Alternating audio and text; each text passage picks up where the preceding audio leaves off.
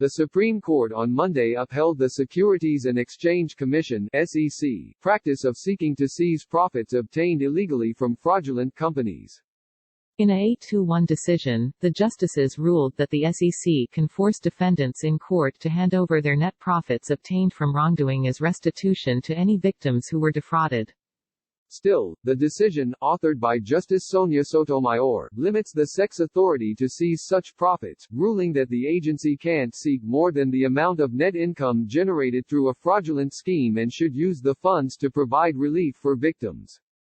Justice Clarence Thomas, the only dissenter from the majority decision, disagreed. Thomas wrote in his dissent that the SEC has no legal authority to seize any profits from the targets of its civil enforcement lawsuits. The challenge to the agency's authority was brought by Charles Liu, who was sued by the SEC in 2016 for fraud for wooing foreign investors to fund a group of cancer treatment centers.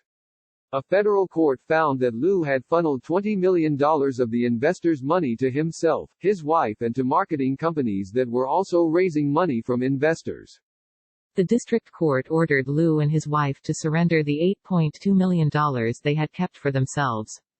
An appeals court rejected Liu's argument that the punishment exceeds the SEC's authority.